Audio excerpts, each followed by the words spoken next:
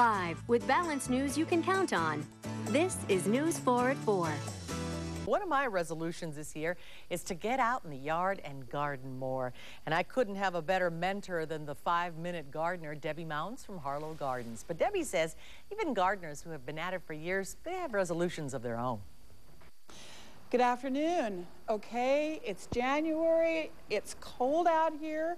You can tell because of all the clothing I'm wearing. But it's also that time of the year for resolutions. Well, we're going to talk about some gardening resolutions today for you. I'm going to give you some that are going to be easy to do, and they're going to make your gardening experience much more enjoyable.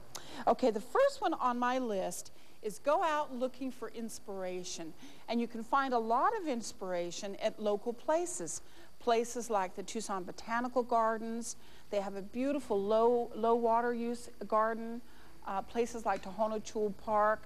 They're laid out beautifully. They have wonderful information. They have terrific inspiration. Take a class. Number 2 is take a class. Take a gardening class. Find out about some of those plants that you've always wondered about, or get in from some of your inspiration in some of these places. You can say, I'd like to learn more about that. Find a class that'll teach you some of that stuff. The next thing to do is, after you've taken your class, is find a great gardening book that's great for our area. I have one here. It's called Desert Landscaping for Beginners. It's written by the Phoenix Botanical Gardens. These are all Phoenix gardeners, and it's all very relevant to our area. Great book.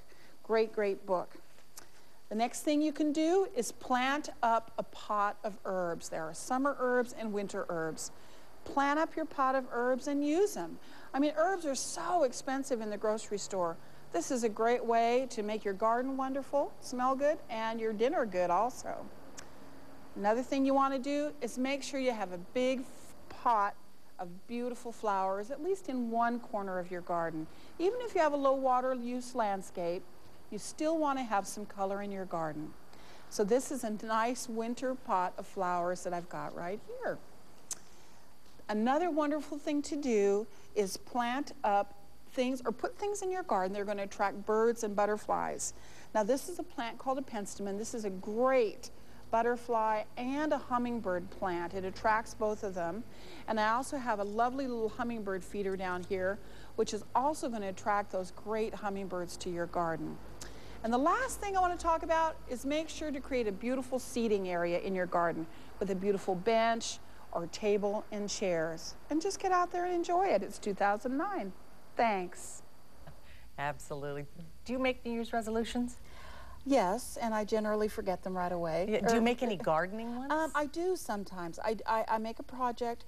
Usually it's a project over the whole year. It's not anything that I have to do every day or constantly, but I'd like one particular garden corner or something, I'll say I need to make that look better or whatever. But I have some other simpler resolutions. Okay. I'm better on other folks than I am on myself. Aren't we all? And one of the ones to do is we want to lower our water use, and the low water use plants are easier to take care of.